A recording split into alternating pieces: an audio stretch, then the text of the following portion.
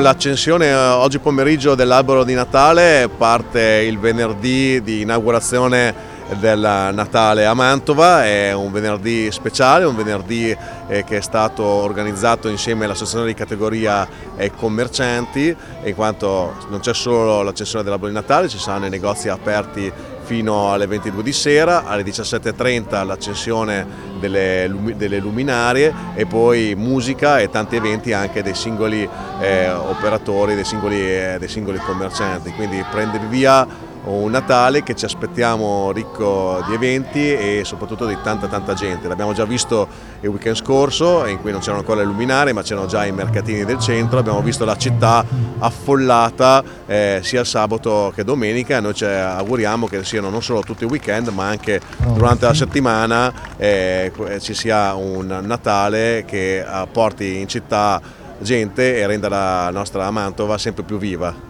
Mantova città di cultura, Bressanone città mitteleuropea, dove abbiamo alcuni collegamenti, non solo Andrea Sofer ma anche uno dei Gonzaga che doveva venire a essere vescovo a Bressanone, e tra poco su questo uscirà anche un libro, tra qualche mese.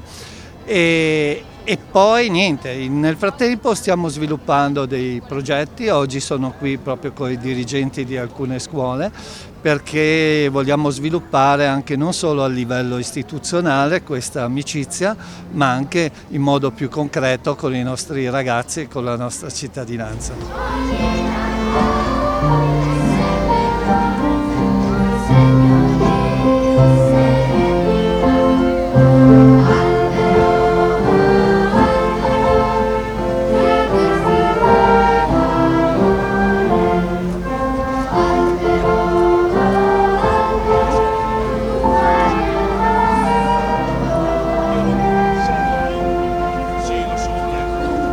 Lifting me higher, higher, higher. 9, 8, 7, 6, 5, 4, 3, 2, 1, vai! Ale! Vediamo se arriva. Eccole, eccole!